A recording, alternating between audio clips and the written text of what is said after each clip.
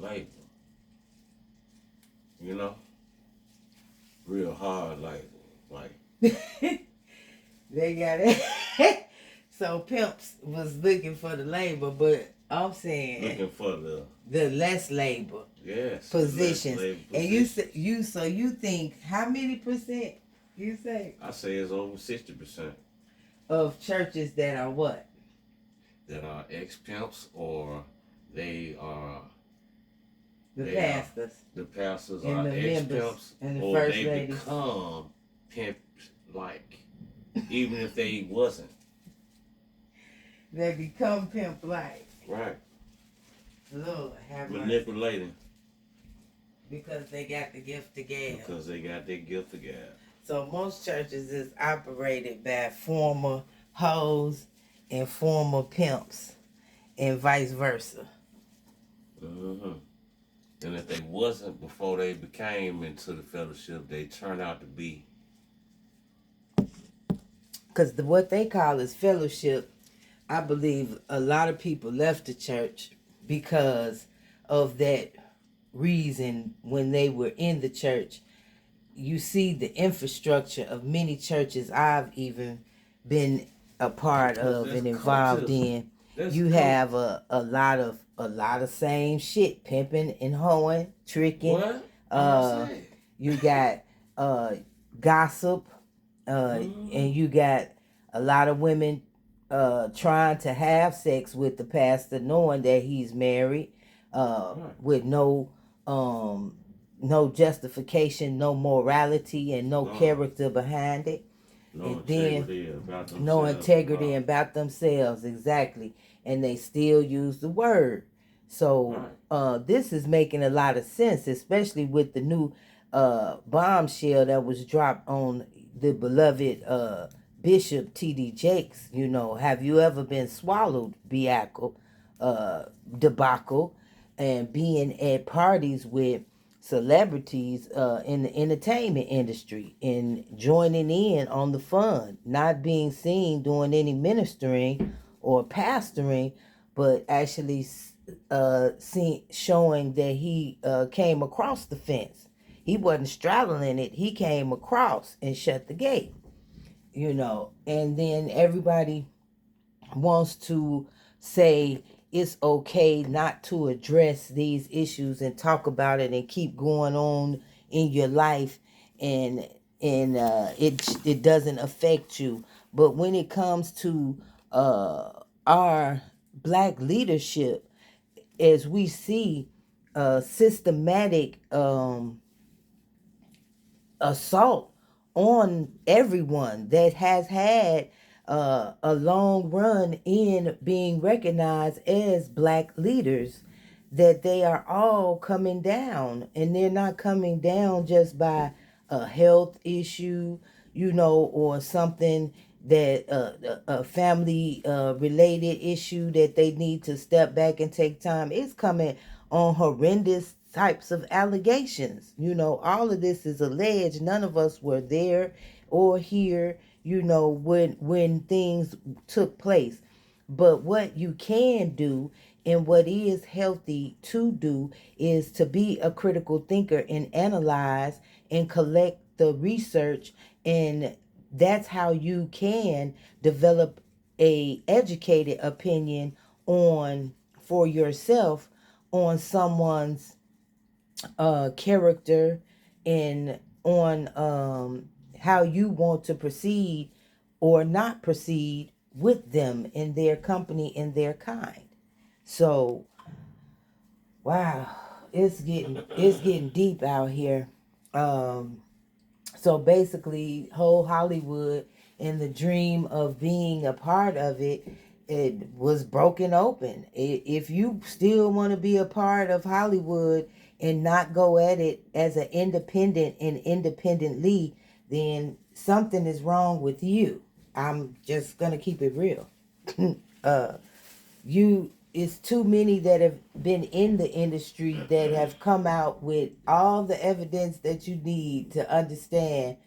You need to come in it independent with your own lawyers and your own publicists, your own team, your glam squad, your clothing squad, your sponsors. Everybody now should understand that you need to come with it all and not really go to these offices and these companies that have, remained anonymous basically, and nameless and faceless, because the companies, these agencies that these people are being booked by and marketed by, they are not our color. They are not black. And then you go up the ladder more and more, and it's less and less black. The only black is the one which, just like in slavery, was the laborer, the one working, making the money. And they are black. So if we don't start recognizing that all of our black leaders that many of us tuned in to, watched, had a gag off of, a laugh or whatever, look at their life now after all the glitter and the gold.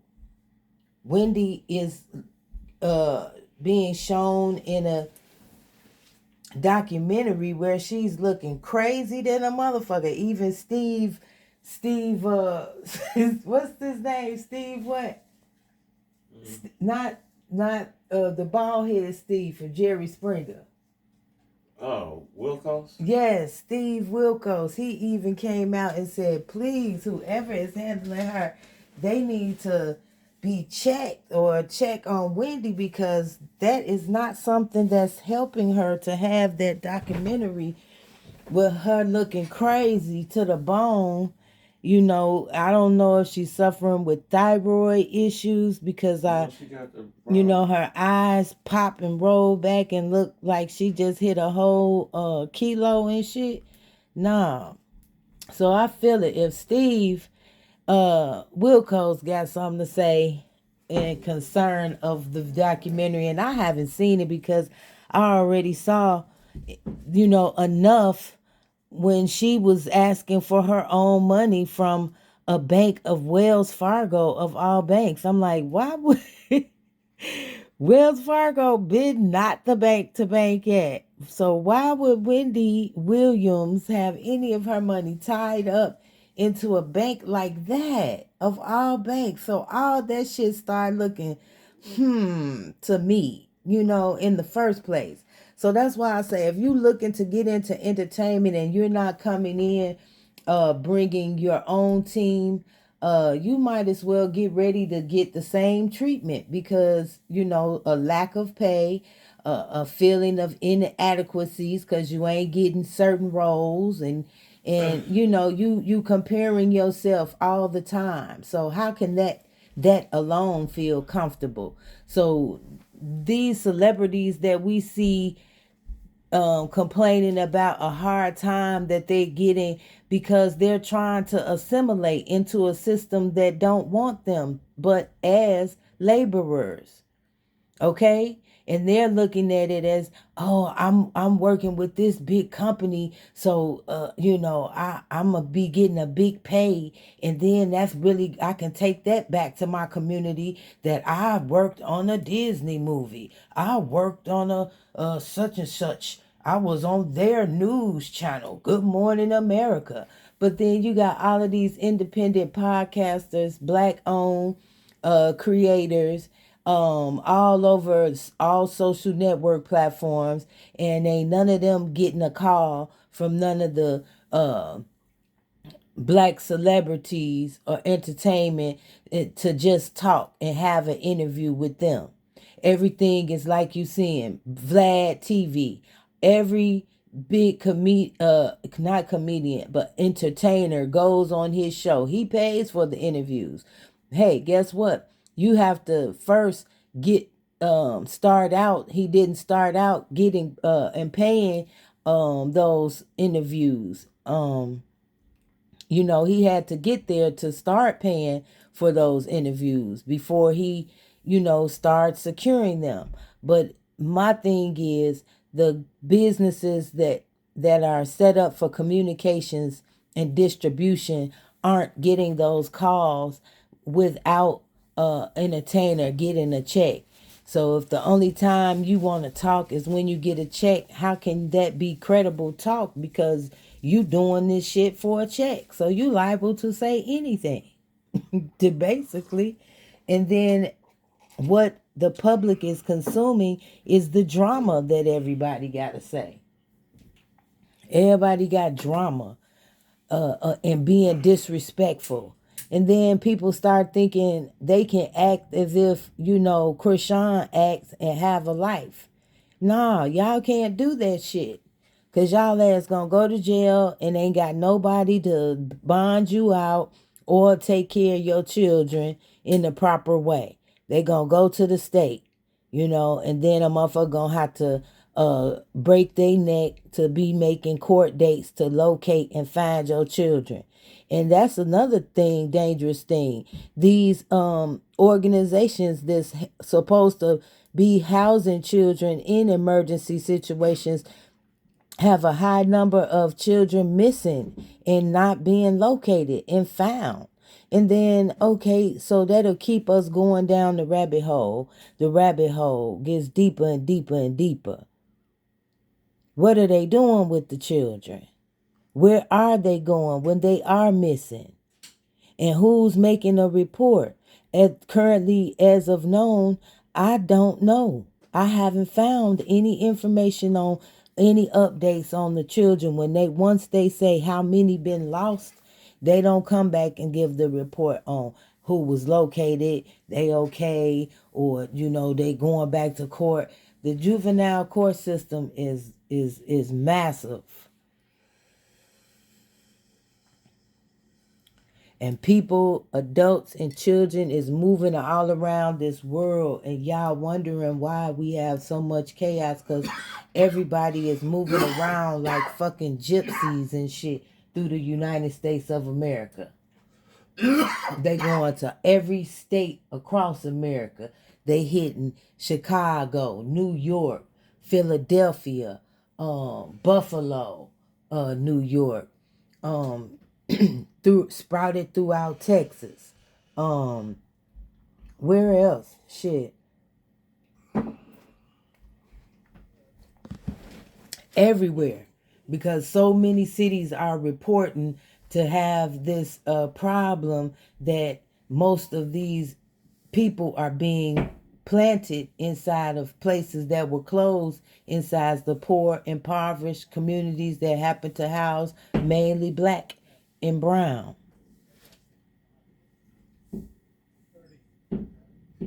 So if we having this issue right now,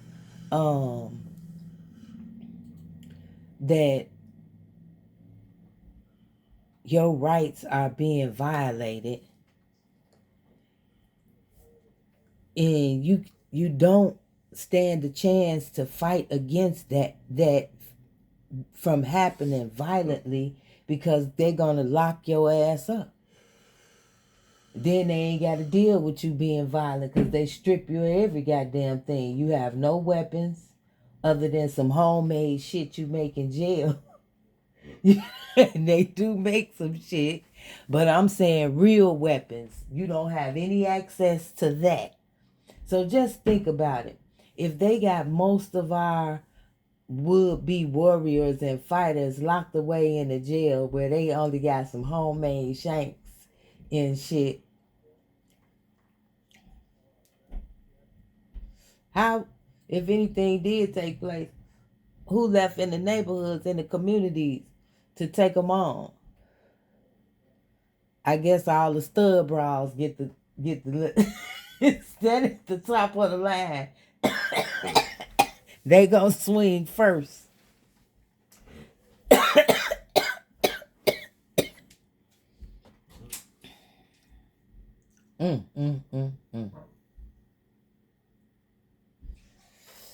Lord have mercy. But seriously though, who gonna be at the front of the line? It's gonna be women, black women. And how many black women are currently taking self-defense? Or they too busy putting on some eyelashes and weaves and And you know what I'm saying? I'm just asking the question. I'm not making that statement as a fact because that's all I see up and down my timeline. It's a lot of women more focused on their looks and not about their safety. I don't see too many in no jujitsu classes and shit for self defense. I see them sliding up and down poles and shaking their ass, and I'm trying to figure out how that is going to help. I guess it could be a distraction. The motherfuckers that's coming to war, we have all of the shake your booty asses out at the front of the line shaking their ass, and the soldiers will be distracted. Hey, I found a use for them. God damn it. Yeah. Mm-hmm.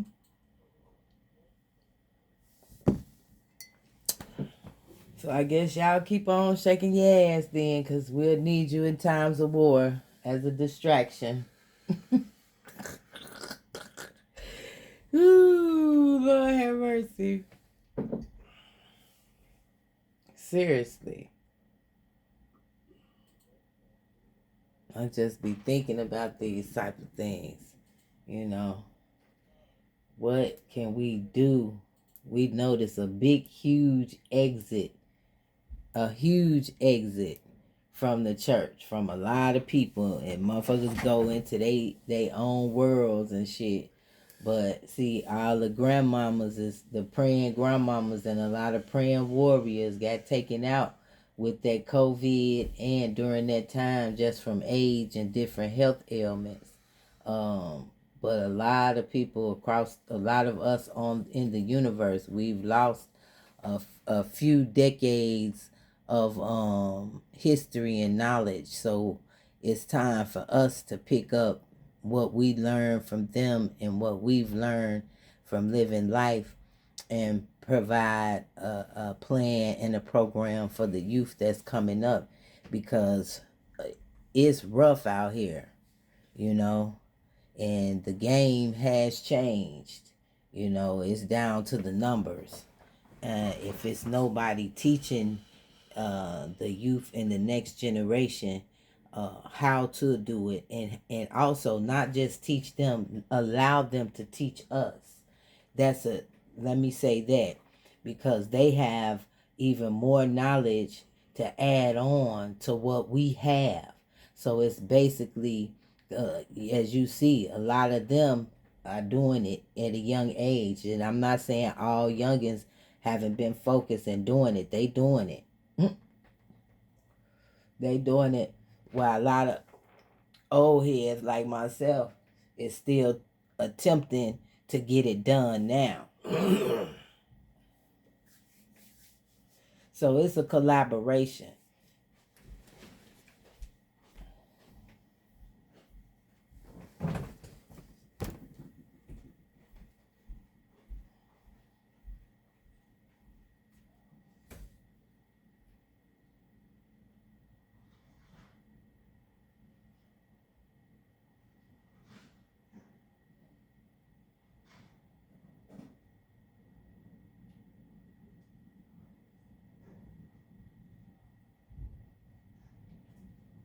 It's a whole collaboration.